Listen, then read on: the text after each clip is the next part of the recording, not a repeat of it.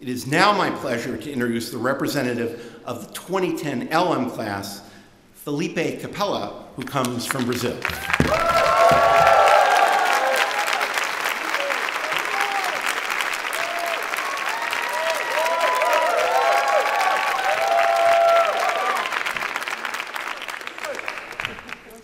Ladies and gentlemen, now it's official. Join me in a round of applause for the most good-looking Pan LL.M class of all times.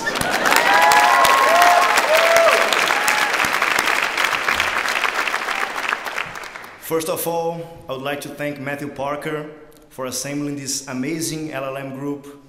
I would like to thank also Gary Clinton for bearing these LL.M students along the year. And finally, Dean Fitz for not expelling any of us. Thank the class officers Sam Ring and Tony and the yearbook committee for their wonderful job.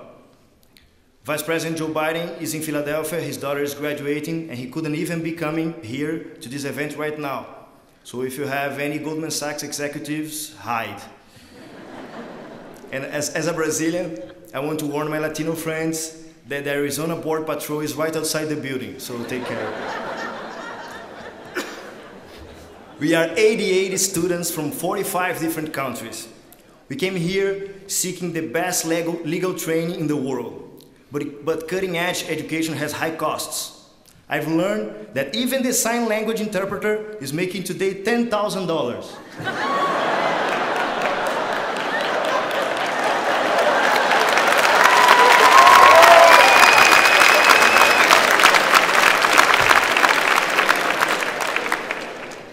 But her graduate colleague has stock options. The LL.M for some of us cost 456 million rupias. Apparently you could buy a small island in South Asia with that money. Others sold their cars, personal belongings, and a kidney to be able to come. But who needs 2 kidneys anyway, right? But Penn's top education was all worth it. I realized that managing the University of Pennsylvania is a tough job. And I want to congratulate the trustees and the president of the university for doing a great work through the crisis, getting one of the best results among the Ivy League schools. And of course, managing a $5 billion endowment, having unlimited printing and free coffees should be good.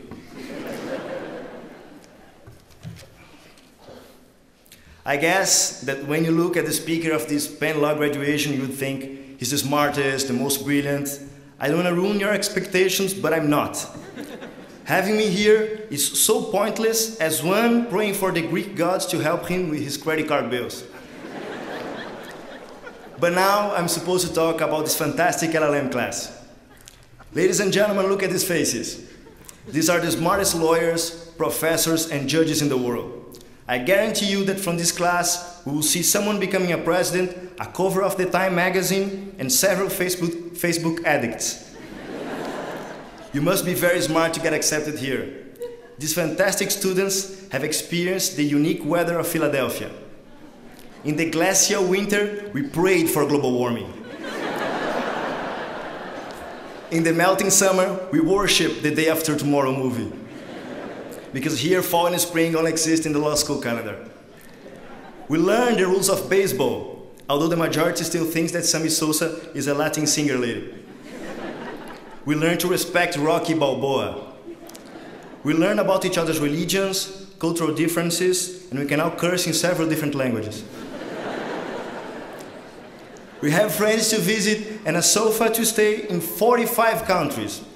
Okay, let's try North Korea. 44 countries.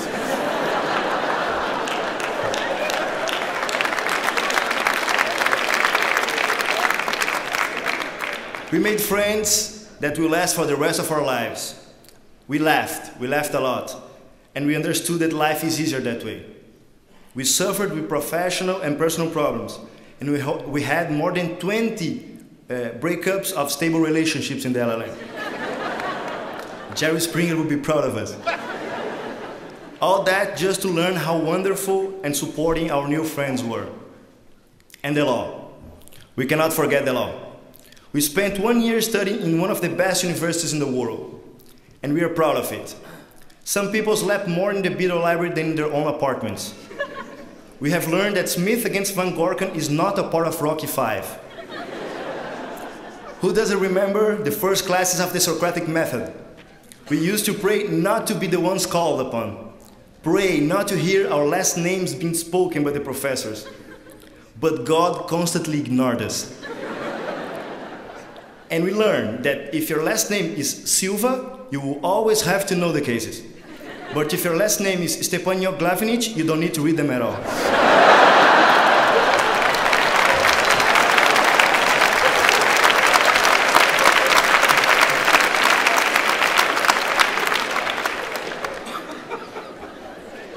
We learn with the SJDs, the PhDs, the JDs, and a lot with the DJs.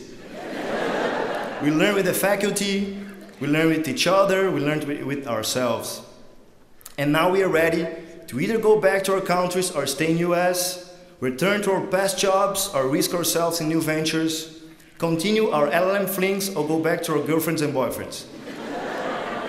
But we are ready to do it all.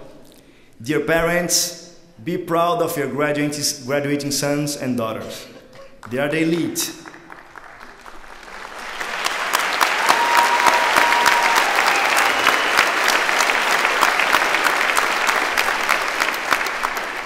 They don't need to prove anything else. Dear LL.M class of 2010, I'm very proud to be a part of it. And I know our hands will be always there to help and care, to wipe out each other's tears, and support and applaud each other's victories. Thank you for this amazing year.